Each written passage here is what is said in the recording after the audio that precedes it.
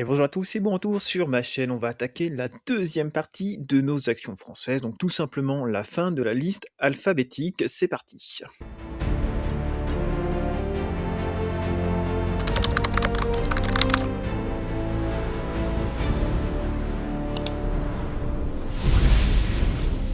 Et donc hier on avait fini par LVMH, on va attaquer aujourd'hui par Michelin. Alors Michelin c'est toujours haussier sur du long terme, il n'y a aucun problème dessus. Après là on voit qu'on est quand même sur une tendance de correction, les indicateurs nous indiquent bien qu'on est en tendance de correction, mais je pense qu'il faut réfléchir un petit peu différemment, sur Michelin, parce que vous voyez, si vous faites juste des tendances ici, je pense que c'est pas énorme en termes de pourcentage si vous prenez juste les tendances. Ouais, il y a quand même 60. Ici, il y avait 50. Ouais, donc c'est quand même déjà pas mal, mais je pense que ça peut se jouer, vous voyez, plutôt, quand elle tape sous la moyenne mobile de 200, si j'enlève les dividendes, je pense qu'on verra mieux. Voilà, quand elle tape sous la moyenne mobile de 200, vous voyez, il y a une espèce d'oblique ici qui se fait et elle vient se basculer dessus. Alors attendez, je vais essayer de la recaler un peu mieux que ça, à peu près. Voilà et voilà, elle est plutôt des points bas ici, donc là on est sur, 2008, 2011, bon le covid, là ici on a eu 2022 et hop, on est venu ici en 2025 taper ici. Mais vous voyez dans sa tendance, elle est globalement haussière, par contre voilà, ces petits points-là éventuellement à tenter, puis si jamais ça casse en dessous, bah, tant pis, vous sortez, mais ça permet de jouer un petit peu autre chose que la tendance, sur Michelin. Donc là, on est un peu entre les 2, c'est-à-dire qu'on n'a pas vraiment une tendance qui se reprend, mais on n'est pas non plus sur des points potentiels d'achat. Donc pour ma part, Michelin, je laisse de côté pour le moment. Ensuite, Nexan. Nexan, c'est joli, hein. C'est joli. Là, par contre, attention, on a quand même fait ce qu'on appelle un double top, hein, c'est-à-dire que 2 fois les points hauts qui bloquent à cet endroit-là. Donc on a bien une résistance sur les 139 euros. Après, bah, comme d'hab, hein, c'est aussi une tendance haussière, un petit peu comme Michelin. On revient de temps en temps un peu se promener sous la moyenne mobile 200. Là, c'était 2023-2025. Donc point d'achat plutôt ici vers les 95-100 euros et point de vente sur les 138-139. Donc vous voyez une quarantaine de pourcents à prendre. Mais voilà, si on allait bien. Elle n'est pas en tendance, baissière pour le moment, vous voyez, c'est toujours haussier, donc une tendance de hausse, correction dans sa tendance de hausse, on vient se poser, ça repart. Là, on est peut-être dans une début de phase de correction, mais pour le moment, les indicateurs ne nous le disent pas. Donc pour le moment, ça reste haussier ici, peut-être qu'elle va repartir. Donc Nexan, pour le moment, c'est toujours, haussier, mais attention, on n'est pas loin quand même des plus hauts qui sont résistants ici. Orange, j'en parlais avec certains, d'entre vous, voilà, que potentiellement ça pouvait faire un plus, 20 cette année, voilà, j'étais d'accord, on était d'accord, voilà, c'est haussier sur Orange, a fait une superbe année 2025. Orange, c'était vraiment parfait. Moi, c'est pas une action que j'aime bien, donc voilà, moi, j'étais plutôt parti pour tenter ce range avec un achat sur les 9-9-20 et revendre sur les 11, vous voyez? Donc bah, ça l'a fait pendant, 4 ans, 5 ans quasiment, 4 ans. Et bah, des fois, voilà, ça change, les plans changent et puis, voilà. Moi, j'ai pas pris le train, ici, là, je suis pas rentré là, j'aurais dû. C'est pas grave, voilà, elle est haussière, le train est parti, je ne prends pas, voilà, je trouve qu'elle est un petit peu trop chère, mais bah, elle est toujours en tendance haussière, donc ceux qui sont dessus, il y a juste à se laisser porter. Si vous avez acheté sur des prix assez bas, vous profitez du dividende, vous laissez votre action, tranquillement faire ce qu'elle a à faire, vous sortirez le moment voulu quand vous aurez des indicateurs qui vous diront de sortir. Le prochain point de résistance, il est aux alentours des 15-30, voilà, tant qu'on n'est pas sur les 15-30, faudra voir comment ça réagit et si ça prend les 15-30, et bien après peut-être que ça peut encore partir, mais graphiquement, vous voyez, c'est vert ici, hein. Les indicateurs nous disaient vers mars. Pourquoi mars? C'est un petit peu décalé parce que moi j'aime bien avoir des vrais signaux, pas avoir de faux signaux avant où ça nous ferait rentrer sortir. Donc là, avec l'indicateur que j'ai créé et que je partage avec les membres de la chaîne, que je partage gratuitement d'ailleurs avec les membres de la chaîne, eh bien, oui, ça vous ferait rentrer vers mars, donc pas au plus bas, mais par contre, vous auriez déjà pris une belle tendance ici haussière. Et c'est ça qui est important finalement, c'est pas de prendre la tendance complète, mais de prendre des signaux les plus sûrs possibles. Vous achetez pas quelque chose de sûr, vous achetez des probabilités. C'est ça qui est important à savoir, c'est que vous achetez des probabilités. Et là, elle est haussière, donc vous avez plus de chances de faire de gains sur Orange que de faire de pertes. Maintenant, quand même, le train est parti depuis un petit bout de temps, donc attention, des fois quand on prend le train en marche, eh bien c'est des coups à se faire tirer très fort sur le bras si le train est déjà parti assez vite. Et Pernod Ricard, c'est baissier. Voilà, c'est toujours baissier, Pernod Ricard. Toujours, toujours, toujours. C'est tout rouge pour le moment. Donc là, il y a juste à attendre que ça se retourne. Ça peut être long. Rémi Cointreau, moi je suis sorti de ma position sur Rémi Cointreau. Ben voilà, je regrette absolument pas parce que ça ne fait plus rien. J'ai pris une toute petite position à contre-tendance. Eh bien, je regrette absolument pas d'être sorti, vous voyez? Et puis, bah, maintenant, j'avais acheté un peu cette tendance-là, là, sur le 60 en anticipant, vous voyez? J'ai anticipé, ça a pas fonctionné. Derrière, c'est redescendu sur les 40, j'ai dû revendre sur les 40 ma toute petite position, j'avais 4-5 actions. Oui, je risquais pas grand-chose et là, c'est reparti sur une tendance baissière. Donc là, Rémi Cointreau, j'aimerais bien en prendre à un moment donné, mais pour le moment, tout me dit de ne pas en prendre. C'est vendeur depuis 2023 et donc une fois de plus, comme je vous dis à chaque fois, vous avez plus de chances de perdre de l'argent sur une action baissière et bien là, ça se confirme. Il y a plus de chances de perdre de l'argent sur une action baissière que de se dire: «Bah non, elle a déjà bien baissé, ça vaut le coup». Non, là, elle a déjà bien baissé, mais elle peut encore baisser. Voilà, c'est juste ça que je voulais vous dire. Ensuite, on a Renault, bah, ça fait rien, c'est vendeur. Voilà, on est sous la moyenne mobile 200, ici c'est vendeur.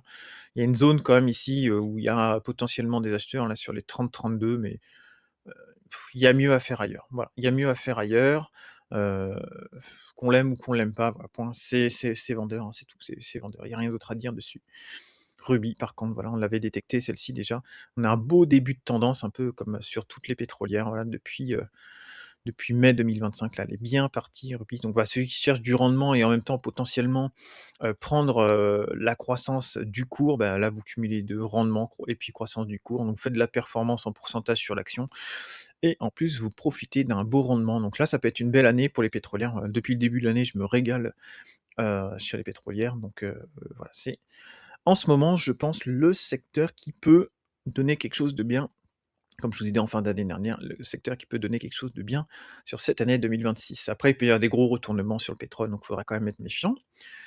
Saint-Gobain, c'est toujours moi j'ai pris mes gains sur Saint-Gobain, j'étais entre à 45, je suis ressorti ici quand les signaux m'ont dit de sortir, donc je sais plus combien j'avais fait, je vous avais partagé ça, je sais plus, j'avais été rentré un petit peu en anticipé vers les 45, je suis sorti, je crois par là, là, vous voyez, je suis pas sorti là, je suis pas sorti là, je suis sorti quand les indicateurs, ont croisé, je dû sortir vers sur les 85-86, j'ai pris 87 à peu près, hors dividende, hein, sur Saint-Gobain, donc ouais, c'est très, très bien et j'ai pris, vous voyez, 1 fois, 2 fois, 3 fois les dividendes dessus, donc très, très bien. Maintenant, elle est haussière, hein, il y a aucun problème dessus.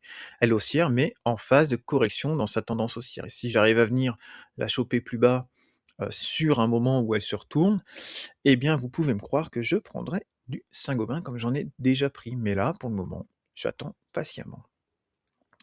Sanofi, alors Sanofi, c'est compliqué, voilà. En ce moment, il faut plutôt la gérer, vous voyez, en façon, horizontale celle-ci. C'est-à-dire que là, en ce moment, vous avez des acheteurs sur les 76-77, ça réagit fortement, plusieurs fois depuis les 76-77 et vous avez plutôt un point de vente en ce moment. Alors avant, il était plutôt ici sur les 95, mais là, en ce moment, il est plutôt, ici sur les 90. Donc, en gros, vous pour le moment, ça fait quelque chose qui est un peu comme ça, oui. Hop, là c'est acheté, là c'est vendu. Ah, vous faites une espèce de range comme ça, petit tunnel comme ça. Voilà, donc plutôt acheter ici, plutôt vendre là. Mais ouais, sinon, au niveau tendance, c'est rouge, rouge ou orange au mieux, mais c'est rouge donc pour rentrer dessus, c'est un peu compliqué, voilà. Moi, j'aime pas trop Sanofi, vous voyez, ça fait vert, orange, ouais, je trouve qu'il y en a des plus belles, quoi. C'est hyper, c'est quand même assez volatile, Sanofi. Après voilà, ça dépend des objectifs de chacun. Moi, j'aime pas trop quand c'est trop, trop volatile sur des grosses positions, je parle, hein. Je sais pas sur des petites positions de trading, ça me dérange pas la volatilité. Quand je mets, quelques dizaines ou quelques centaines d'euros, mais si je venais faire un gros placement de plusieurs milliers d'euros, je serais pas, super à l'aise avec Sanofi, mais ça, c'est moi, hein, c'est ma résistance à la volatilité, sur certaines actions qui n'est pas, voilà. Faudrait v j'ai pas de croyance sur Sanofi, quoi, j'y crois pas trop, quoi. Ensuite, Schneider, bah, c'est bien, Schneider, ça a eu une grosse phase de hausse ici, là, sur 2023-2025. Petite phase de correction, mais oui, c'était une correction qui était quasiment à plat. Petit coup de panique, sur, les trumperies de 2025, c'était bien remonté. On était fait une année à plat et là, on a une petite tendance haussière qui se met, mais c'est pas non plus, foufou, hein. Ça m'étonnerait pas qu'on puisse avoir, vous voyez, une tendance haussière, enfin, tendance baissière, tendance haussière, que derrière on parte sur une petite tendance baissière et ainsi de suite. Vous voyez, qu'on tire vers la droite, tranquillement et puis qu'à un moment donné, ça reparte, hein, mais ou pas, hein, d'ailleurs, hein, on peut pas savoir, mais voilà, je pense qu'il y a plutôt des points d'achat ici, là, vers la moyenne mobile 200. Il y en a eu plein, on les avait matérialisés ici, sur la moyenne mobile 200. Si j'enlève les dividendes, hop, hop, hop, ça vient se poser pile dessus sur les cours hors dividendes, vous voyez? Donc peut-être plutôt aller chercher sur du 195, 200 € en ce moment, quoi, sur des coups de panique. pourquoi pas pour rentrer sur du Schneider. Puis sinon, bon voilà, faut la garder, hein, elle est pas moche, elle est pas superbe, mais voilà, elle fait tranquillement, tire vers la droite tranquillement après une très belle hausse quand même ici, hein, faut pas oublier, hein. Le début de tendance, il était là. Entre le début de tendance là, ici et le plus haut, il y a eu quand même 90.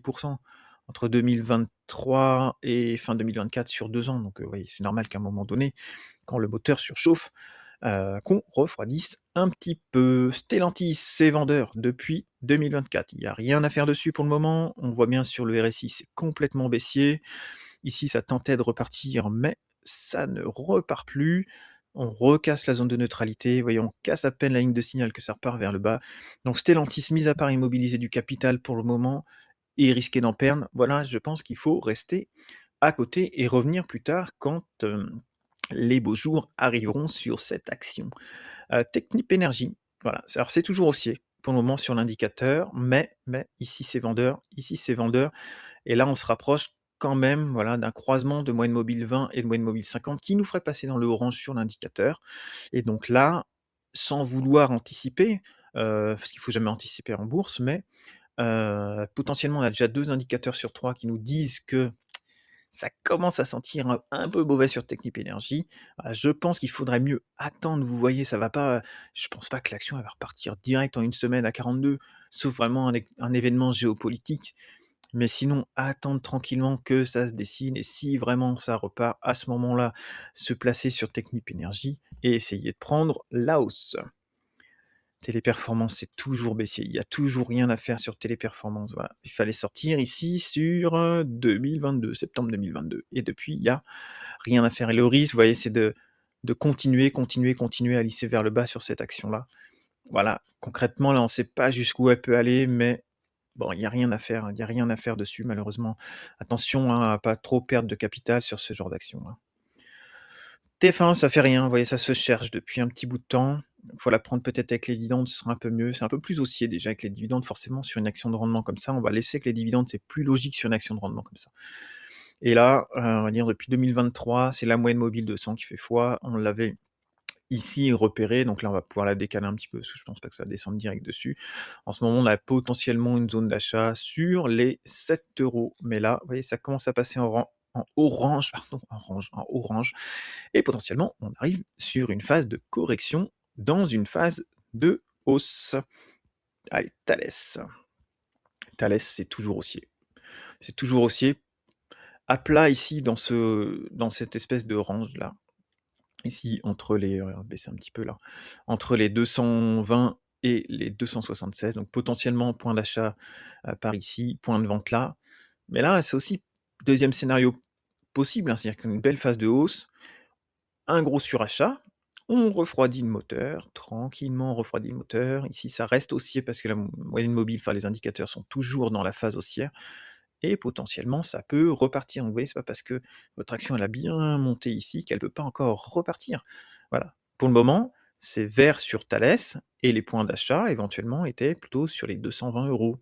Mais là, ça reste vert pour l'instant. Après, le futur nous dira s'il faut sortir ou non, mais pour le moment, c'est haussier. Allez, Total Energy, pour ceux qui veulent un peu plus de détails, j'ai fait une vidéo dessus il y a quelques jours que vous pouvez aller voir sur ma chaîne. Puis c'est haussier, hein, voilà, il y a pas de problème, hein. Moi, je me régale sur Total Energy depuis le début de l'année, enfin depuis la fin d'année 2025. J'ai pris déjà 2 fois les dividendes. Voilà, sur un peu plus de 400 actions, là, ça commence à bien partir. Et si ça continue, bah, de toute façon, je vais rester dans le train jusqu'à temps que ça me dise de sortir. Je me laisse porter, je prends les dividendes, et au moment où ça me dit: «Eh ben, c'est bon, il faut sortir, c'est fin de tendance», eh bien, je sortirai et tous les gains, je les réinvestirai après dans mon compte titre, comme d'hab, sur des ETF de rendement qui me généreront mensuellement des revenus. Et ensuite, je reviendrai quand les indicateurs me diront: «C'est bon, tu peux rentrer, tu as potentiellement plus de chances, de probabilité de faire un gain sur Total Energy à ce moment-là».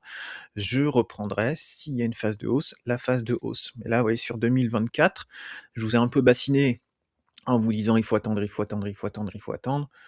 Hop, signal d'achat et bien derrière, pour moi, je suis rendu à plus 11 pour le moment, tranquillou. J'ai pas acheté au plus bas, voilà. J'achète jamais au plus bas de toute façon. Et puis derrière, je me laisse porter gentiment, avec, le cours de l'action et puis le rendement. Peut-être qu'elle va redescendre, hein, peut-être qu'elle va redescendre, je suis à 52, vous voyez, si elle vient casser la moyenne mobile de 100, je perds 1 € par action, 400 €. Mais vu que j'ai déjà pris 2 fois le dividende, c'est largement remboursé, donc au pire, je fais 0, sinon je me laisse porter, et puis voilà, je prendrai ce qu'il y a à prendre sur Total Énergie. Valourec, il y a moyen qu'elle fasse quelque chose de bien cette année quand même.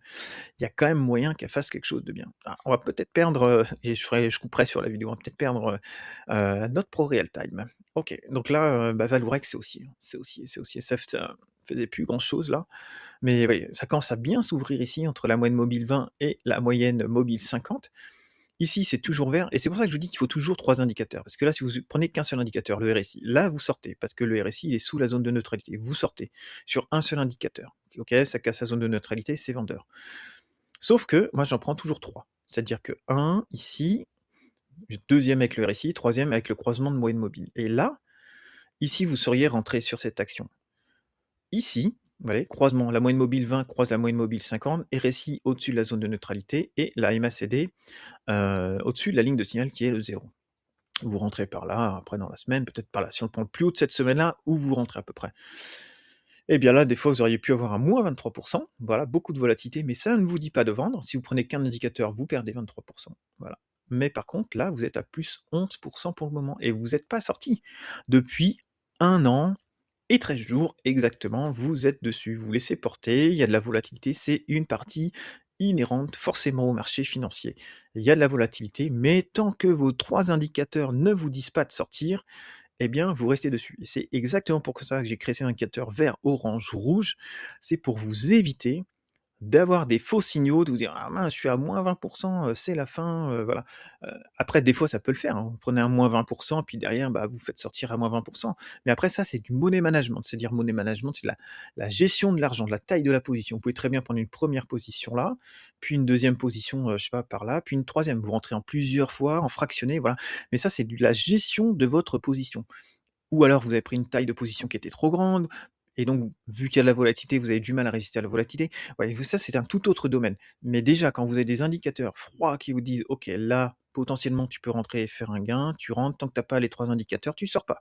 Et là, tu te laisses porter, et peut-être que dans cette année, le fait, de se laisser porter juste par des indicateurs, ça va vous faire une très belle performance. Et c'est pour ça que je vous dis, hein, pour les membres, et merci à vous, hein, quand, bah, voilà, pour 2 € par mois, bah, déjà de 1 ça aide la chaîne, et en plus, bah, ça aide la chaîne, ça rémunère un peu la chaîne, parce qu'avec les pubs YouTube, ça ramène vraiment pas grand-chose. Mais et en plus, voilà, ça peut vous faire gagner, je pense, des centaines d'euros, juste le fait d'avoir des indicateurs de tendance comme ça, qui puissent vous dire, vert, orange, rouge. Bah, c'est de la probabilité, hein, des fois ça marche pas, mais dire la plupart du temps ça fonctionne quand même, hein. OK, c'était la parenthèse de la vidéo, il y en a tout le temps, hein. Veolia. Veolia, c'est toujours haussier. C'est toujours haussier. C'est acheté sur les moyennes mobiles de 100, sur la moyenne mobile de 100 semaines. Des fois, ça va un petit peu en dessous sur les périodes de crise, vous voyez 2022 et puis 2020. 2022, on n'a pas trop parlé, hein, c'est vrai, mais on a quand même pris une sacrée gamelle, hein. Moi, ça a piqué un peu sur le portefeuille. Heureusement, c'était une année où je continuais tout le temps à investir, je me posais pas de questions, et puis, bah, le capital derrière, il a explosé, hein, forcément parce que derrière, c'est reparti, mais ouais, c'est une année qui était, assez longue quand même, hein, donc des fois des marchés baissiers sur plusieurs années, ça calme un petit peu, hein. Bref, Veolia pour le moment, c'est plutôt en tendance, de correction dans une tendance haussière. Donc plutôt à acheter en ce moment, hein, on voit bien, hein, plutôt à acheter, voilà, c'est pour ça qu'il faut regarder aussi les indicateurs, mais plutôt sur les phases orange, rouge éventuellement. Vous voyez, ça fait orange, rouge, orange, orange, rouge, orange. Là, c'était juste orange, mais vous voyez, on n'a pas cassé la moyenne mobile de 100, mais plutôt acheter, ouais, sur les, je vais pouvoir le décaler là en ce moment, ce serait plutôt sur les 26 € éventuellement, sur Veolia. Après peut-être que là, ça va repartir dans le vert, j'en sais rien, mais potentiellement, la travailler comme ça peut être pas mal. Ensuite, on a Vicat, c'est toujours aussi, moi j'ai revendu trop tôt, j'ai revendu sur les 68, 8, voilà, c'était mon objectif, puisque hors dividende, j'arrivais sur un petit sommet comme ça, je suis sorti avec 170 de gain. Voilà, je me suis pas écouté, j'aurais dû tout simplement suivre mes indicateurs, rester dessus, ça me faisait 8 de rendement l'année, en plus j'étais pas mal. 8 ou 9, je sais plus, donc voilà, j'aurais dû rester dessus. Bon, déjà j'ai pris 170, c'est très bien, on va pas se plaindre non plus. Mais voilà, c'est toujours haussier, hein, sur Vicat, mais là attention, il y a quand même pas mal de surachat. Peut-être à racheter, sur les 68, 8, voilà, au moment où j'ai vendu quoi, peut-être, pourquoi pas. Vinci, ça commence à une petite phase de correction. Ouais, on casse la zone de neutralité, l'indicateur passe orange ici, on a donc c'est dire qu'on a aussi un croisement de moyenne mobile 20-50, 20 et 50, voilà, on débute une petite correction dans sa phase haussière, mais ouais, très, très bien.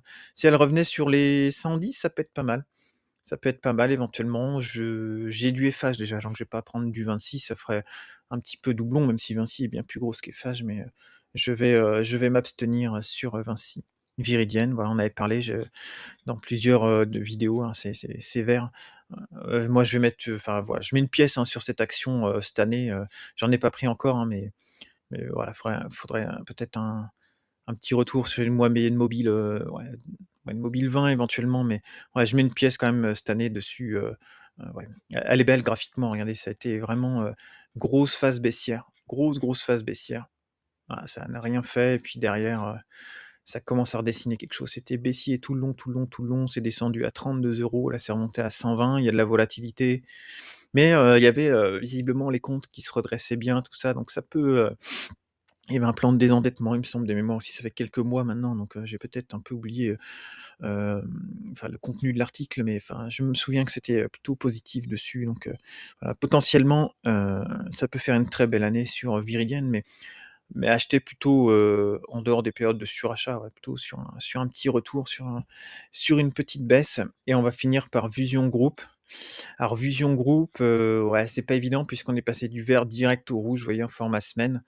J'en avais parlé avec certains d'entre vous. Il y avait un point éventuellement, donc le premier point, c'était sur les 200 € qui était résistant. Ça a cassé, on est descendu directement sur la moyenne mobile 200. Ces dernières années, elle avait été résistante, la moyenne mobile 200, c'était un point d'achat et là, on casse la moyenne mobile 200. Donc je pense que la semaine prochaine, ça va être, assez décisif sur cette action-là, mais là, il y a un point de survente. Ce qu'il faudrait pas, c'est que, ouais, ce soit survendu et qu'on ait juste un rebond dans la survente et après que ça redégage vers le bas. Voilà, donc pour moi, là, maintenant, c'est carton rouge sur Vusion. On est sous la moyenne mobile 200. Tous les indicateurs sont à la baisse. Là, on va avoir le croisement de moyenne mobile 20 et 50 probablement dans les prochaines semaines. Donc Vusion Group, pour moi, c'est enfin, voilà, c'est pas d'investissement dessus, je pense qu'il vaut mieux, ouais, là, ceux qui en ont pris à 145, il faudra bien gérer votre position et mettre un stop, heu, quitte à perdre un petit peu, quelques pourcents dessus, mais ne pas risquer derrière de voilà, qu'il y ait un gros crash et puis de perdre pas mal de capital. Je pense qu'il vaut mieux gérer sa position, perdre un petit peu et puis tant pis se replacer sur autre chose ou même sur Vision Group une fois qu'on a quelque chose qui repart, mais voilà, protéger le capital, c'est toujours intéressant, mais là, je pense qu'il se passe quand même quelque chose sur l'action. Il y a une très belle phase haussière, depuis 2021. Là, c'est quand même un petit peu chaud. C'est pas 100 sûr, hein, peut-être qu'elle va reprendre sa moyenne mobile de 100 et puis c'était un gros coup de panique. Mais, ouais, dans ces cas-là, je pense qu'il faut prendre quand même la bonne décision. Des fois, soit couper la moitié de sa position pour protéger ou carrément sortir, hein. À vous de voir, hein, mais, ouais, attention à votre capital quand même, ceux qui ont des grosses positions dessus. Voilà. Donc je vous souhaite à tous, une excellente, journée, puis on se retrouve, dans une prochaine vidéo dans la semaine. Salut!